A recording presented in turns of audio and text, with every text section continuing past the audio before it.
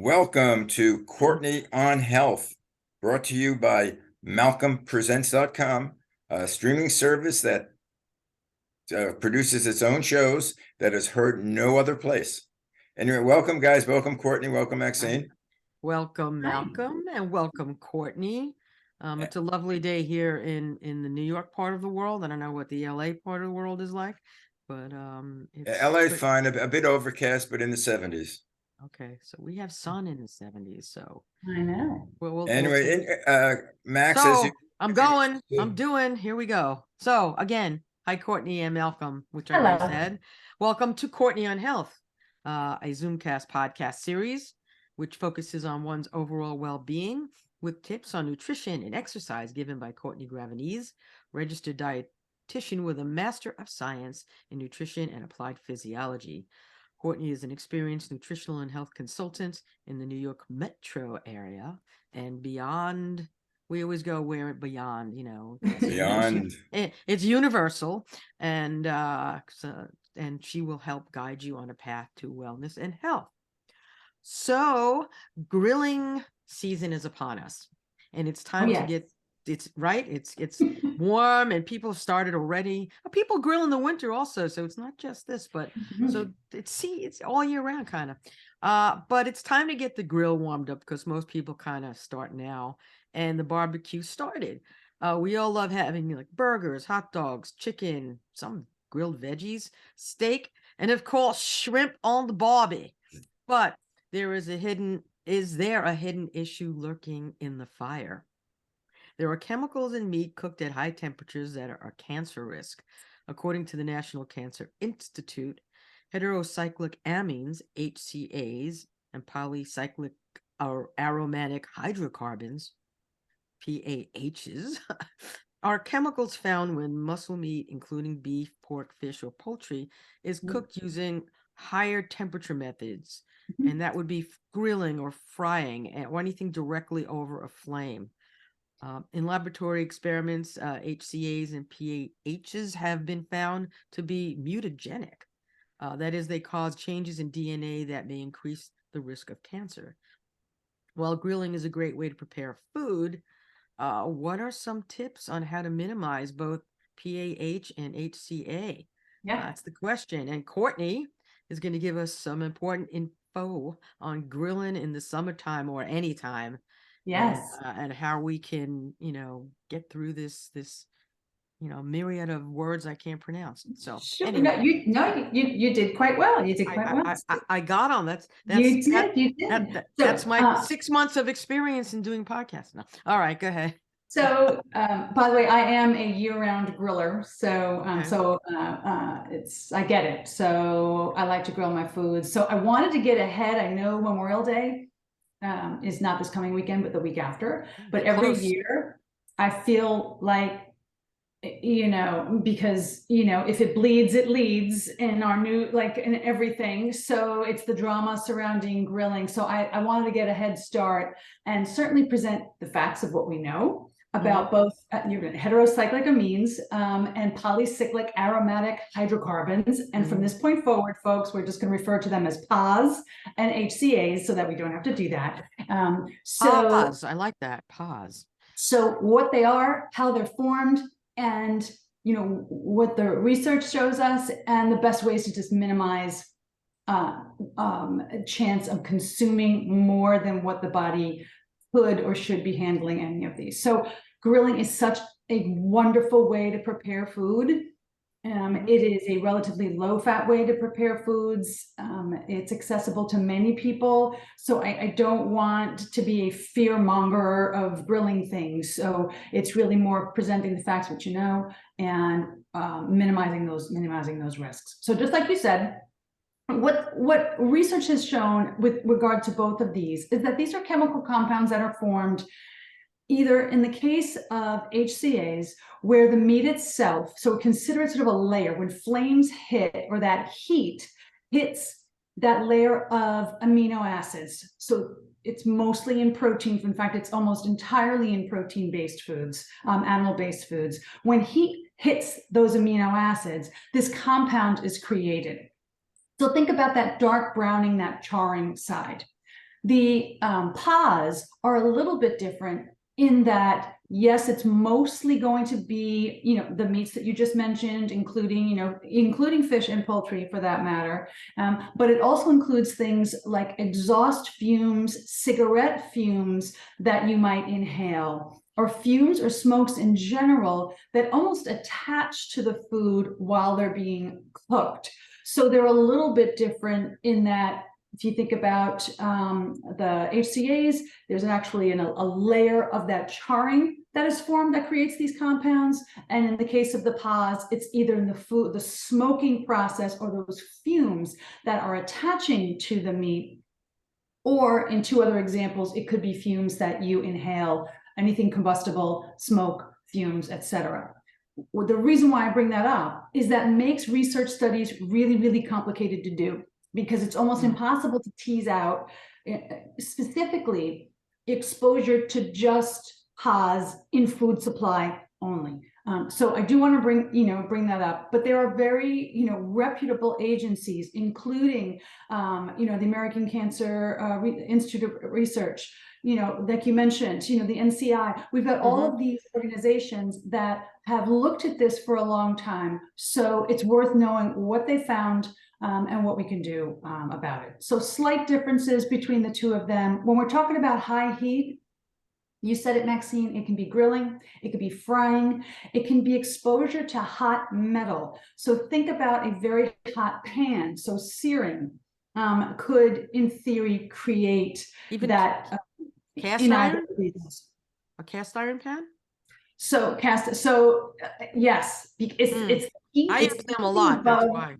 300 degrees, which if you're anybody who cooks, 300 degrees in the world of grill is pretty low. That's not a very high temperature. So before you say, forget it, I'm done, there's nothing left to eat, I'm going to die no matter what it is. There are many, many ways for us to, reduce our exposure to these and reduce how they're formed. So before we get there, it's important that you understand that the HCAs and our PAs only have the potential of damaging DNA and becoming carcinogenic only after being metabolized by certain enzymes in our bodies. So this is important to remember, because it bolsters what we talk about a lot on this show, which is get that army going of antioxidants, polyphenols, all these wonderful things, vitamins, minerals that actually can fight that process. Get your stores up of all of those different foods, and you minimize how much those two compounds can actually be metabolized in the body to cause those DNA mutations and potentially become carcinogenic. So it's not as if you eat this and your your DNA is going to mutate. It's just what has been shown, and it's important to know that there are certain things that will dial down that process, and there are certain things that will dial up that process. So hopefully that sort of pulls people in from the ledge of like, well, what's there left to eat if I can't, grill food anymore? Maybe the alcohol will kill it all off, and just have some martinis with your There you burgers. go. Burgers and martinis usually are not the thing that go together, but who knows? Yeah. So as you can imagine, those enzymes, that metabolic process is going to vary greatly among individuals, right? Depending on what their health situation is, what their diet.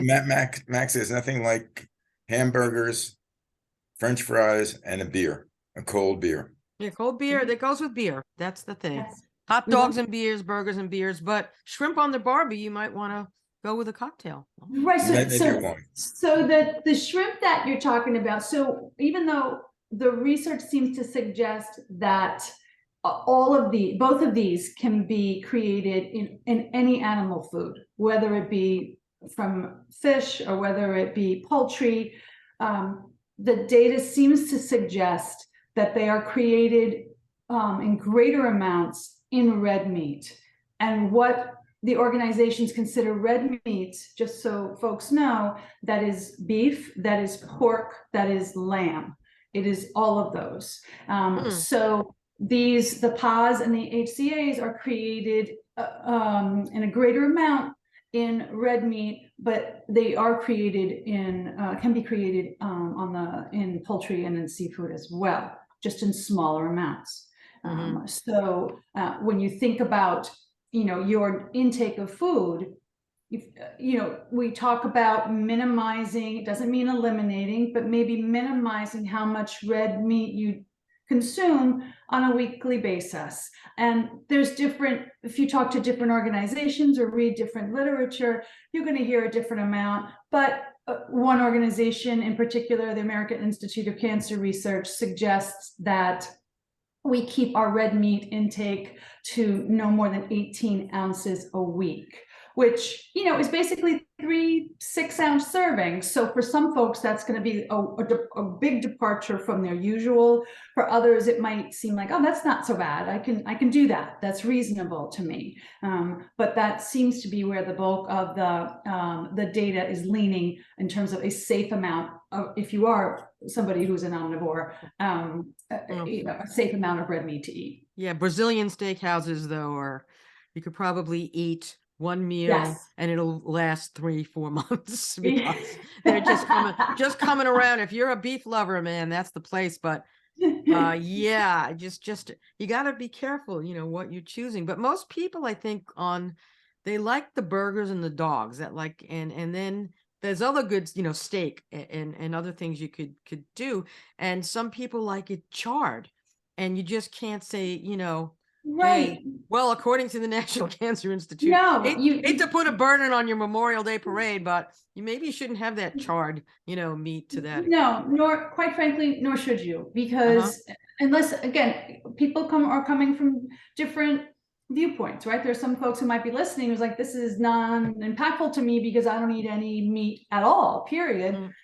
But many people do. So I think it's important to understand, what they might be, reading about, and that you don't have to completely shun, grilling and barbecuing. This is not meant to be barbecue buzzkill, right? This is meant to be, okay, these are the kinds of things you should know about, and the kinds of tricks that you can, do to, minimize how many of these compounds are actually formed when you cook. So many, yeah, go ahead. Sorry, what about veggies? Can you grill them and not have, you can grill pepper, onions, all sorts of things on a skewer. How is that? Is that affected at all by this? Or is it just absolutely the meat and the muscle?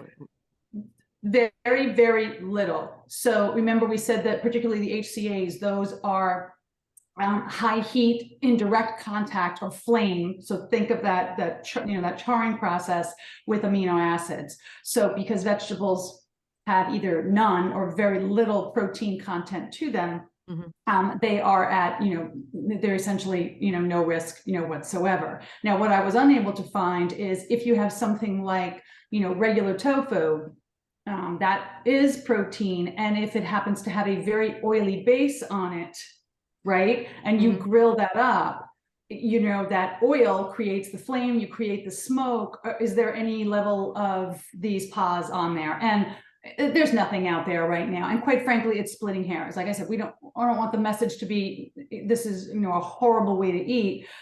It's know what these are. This is what we're talking about when we hear about them this time of year, because like you said, grilling is kicking up.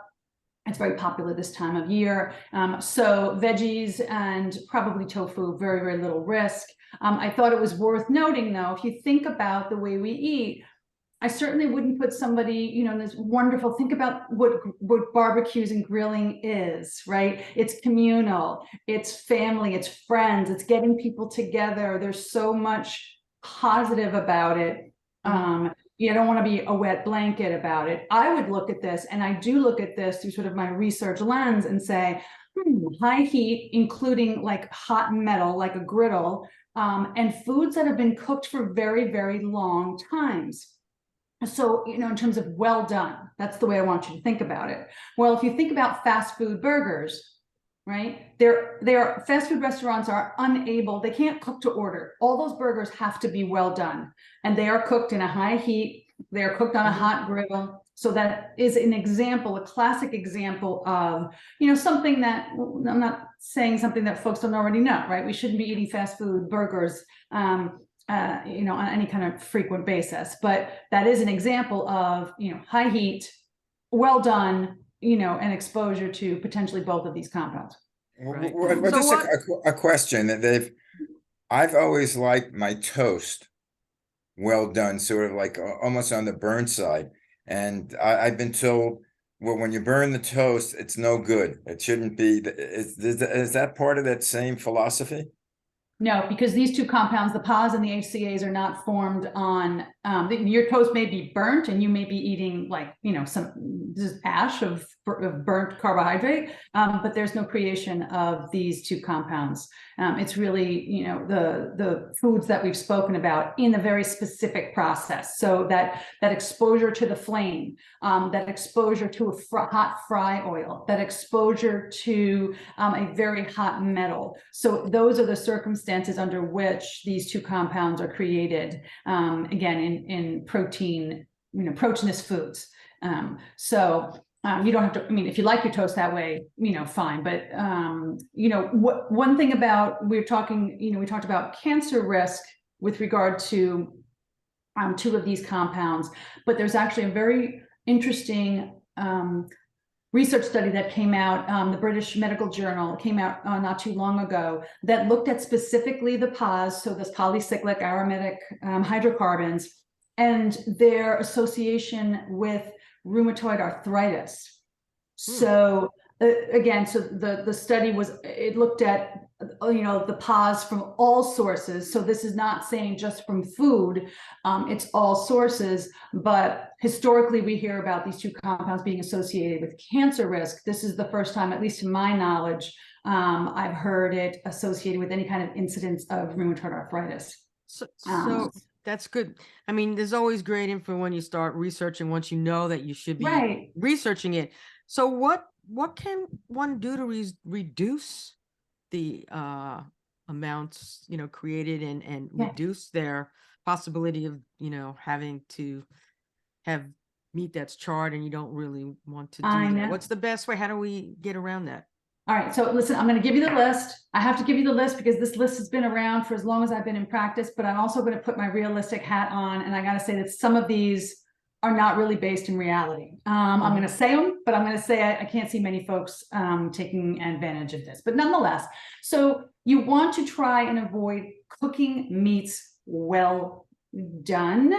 So because the longer they're exposed to that heat and the more the meat cooks, the greater the concentration of both of those compounds. So that prolonged cooking time should be avoided. Now, one of the suggestions that is given is to perhaps microwave a steak first before it goes on the grill. Now, you guys know that I'm not a chef. I'm a decent home cook. I'm a bit of a foodie. I don't eat a whole lot of red meat, but I'm pretty sure that throwing a really good steak in the microwave and then putting it on a grill is a ginormous no thank you, I'm not doing that. Yeah, I can't even look. You're telling me this and I'm looking at my note too. It has microwave before you cook. I'm like, but how to kill your steak before you exactly how to kill your steak in less than a minute. However, you could put now, and I wouldn't use the microwave at all, period. However, I have seen people, not for things like chicken breast, because chicken breasts cook very, very quickly. So I don't think you need to pre-cook them.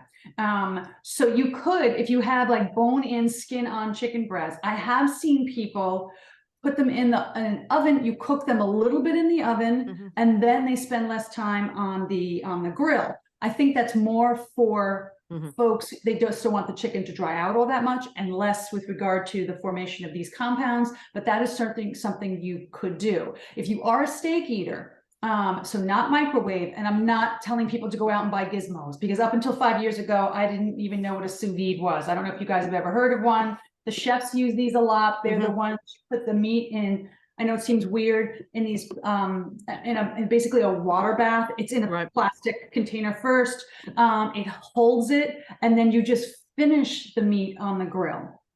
That makes sense to me. So if you are somebody who really enjoys your occasional steak, this would, first of all, it's a great way to cook it because it'll never overcook your food, and it minimizes that cooking time. So that would be something that I would suggest over the microwaving of the food before you put it What is on. it like, freeze dry? I mean, you put it in this bag and it kind of locks it sealed? That's right. So you would close it up, and then Right. you submerge it in a water bath. Mhm.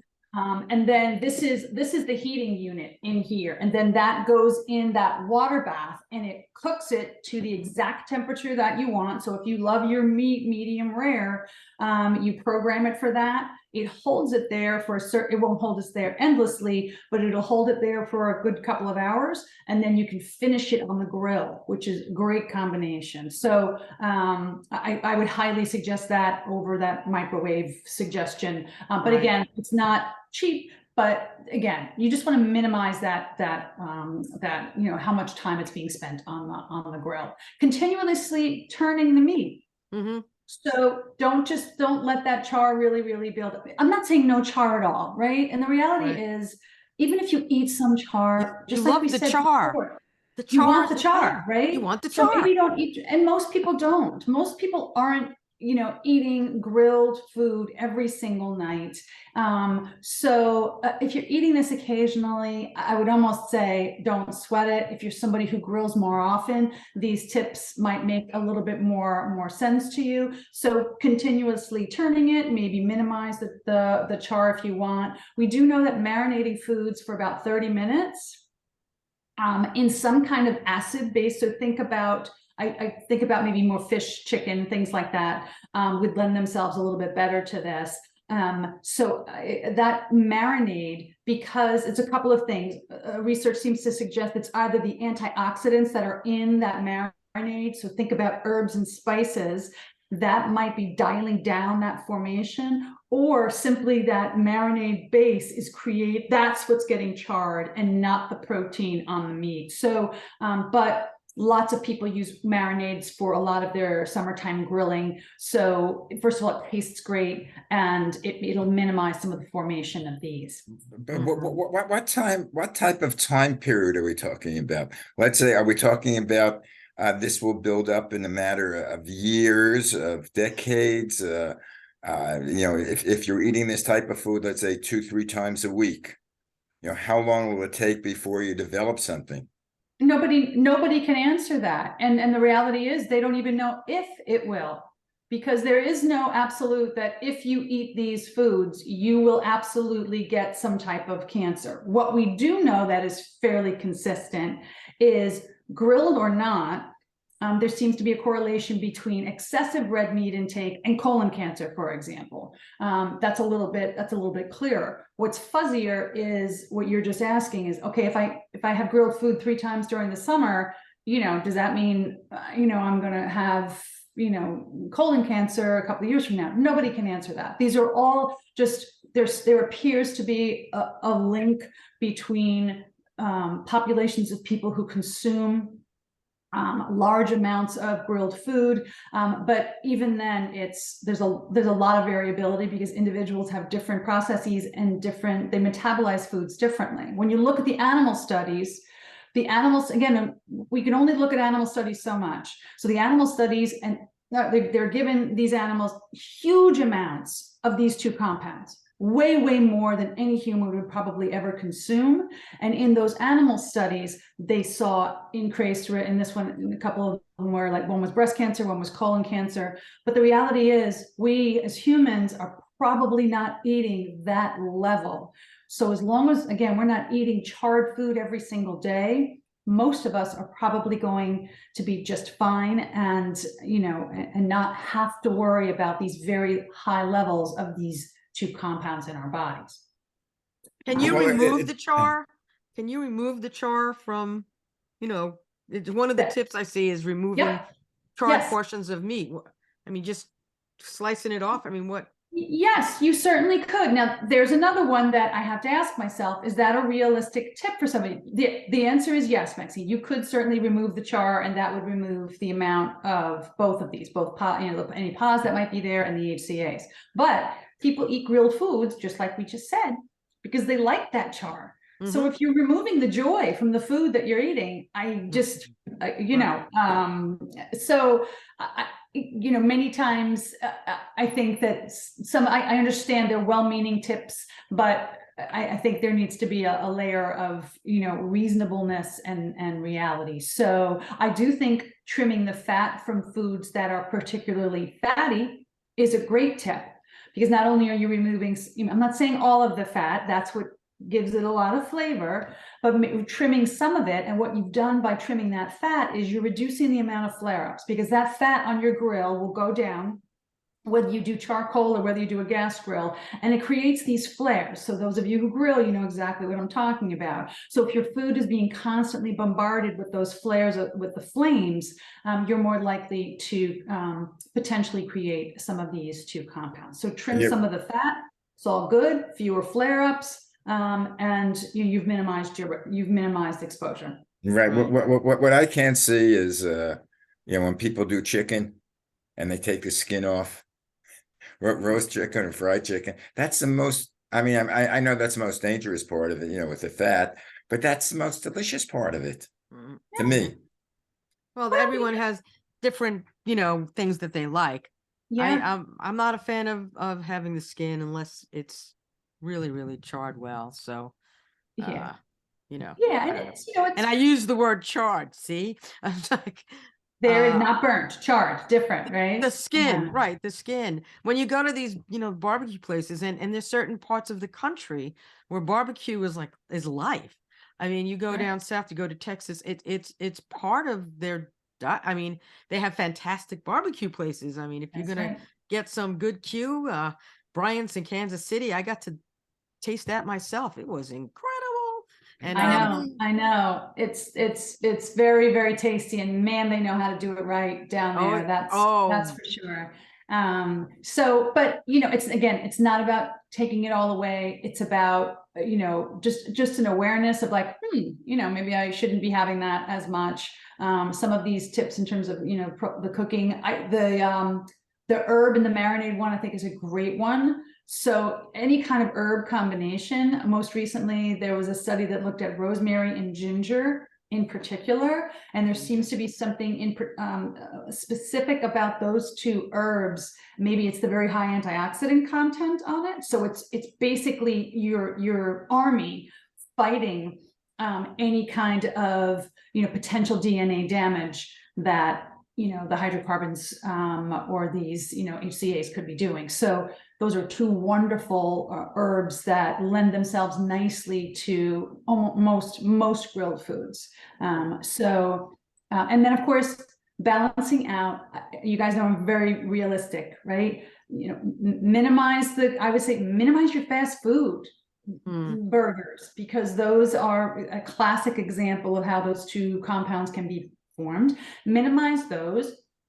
Certainly enjoyed your grilled foods. Maybe use some of the tips we spoke about today, but even beyond that, bolster your diet, bolster your health army with fruits and vegetables and the foods that have so many of these compounds that can fight the mutagenic properties of these two compounds. And that is a far more, you know, realistic approach to, you know, managing this than saying, okay, you know, don't grill again, or throw your steak in a microwave. Please don't. It's like my mom would say everything in moderation, right? You know, everything in moderation. Do you realize after we air this show that McDonald's stock is gonna go down 10%? No, it's not I don't know even about that, McDonald's. I can't All the fast imagine food. I can't imagine Angelino's not going in for that In-N-Out burger, man. Are you kidding me? It's like, Actually, that's my favorite burger, the In-N-Out that is the burger. best. It's fast food places, and I don't frequent them hardly at all. But if I'm in LA on occasion, I will, you know, grab an In-N-Out burger, you know. Well, you know what they say, if you like the taste of it, it's either immoral, illegal, or fattening.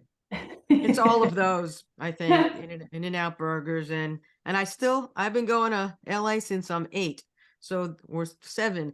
That's a long time, decades. I still have not gone to Pink's. You haven't Not gone one. to Pink's? I haven't gone to Pink's. It's a hot dog place, very famous, and it's in. That's funny. I have Oh, not been Pink? there. Pink's. It's called Pink's. Yeah, on the wall, it's You It's see all used. the actors, Right, it's autograph like pictures. all the celebs go there. Yeah, they'll go there, and it's open late, and it's so I'm maybe next time I'm out there, I'll be out That's like there. the Nathans of Los Angeles. Yeah, it's a thing. It's an institution actually, but it's really cool. But speaking about Nathans, you realize I must be gone. I mean, during the summertime and during when I was in high school, I think I ate a hot dog every day Hmm. at Nathan's because the bus where I had to take the bus stopped there, and I had to transfer buses right on the corner of Nathan's on Mhm. Stillwell Avenue and 14th Street. Be Yep. hard to avoid it. And I think when I was a kid, it was like about 25 cents a hot dog. Right. Well, yeah. If my family came in from LA, but right by Passover, or even if it was Passover and they weren't supposed to, they would go from JFK to Nathan's. And then they'd start Passover after the Seder. It was, even though it was probably technically Passover, and nope, I don't care. Sorry, God, we're having a hot dog. That's it. Anyway, guys, That's it. on that note, we've reached the end of our show. Ah. Can you imagine? No, There it is. we're having such good information from Courtney on this stuff. So yeah. Hopefully, So hopefully helpful. okay, so Okay. you could follow, you'll get more information from Courtney on social media about it. So if you go follow her on her Facebook page, Courtney on Health, and on Instagram and TikTok at CLG Wellness. That's the at CLG Wellness. She also has the website, CourtneyGravenese.com. And for shows in the past, MalcolmPresents.com has shows. I have the ManyShadesOfGreen.com shows posted. And here we are at the end. Here's the tagline. It's been Courtney on Health, Smart Sound Nutrition, Strong Safe Fitness, and we'll catch you again next time. As I always say, heard Really. on MalcolmPresents.com. And also the podcast on all the podcast apps, right? Right, whatever they are. Wherever you find them. Wherever you find your favorite podcast, you can look up Courtney on Health. Okay. All Okay. right, Anyway, guys. thanks a lot, guys. Bye. See you next week. See you next time. You just killed my Memorial Day. Bye.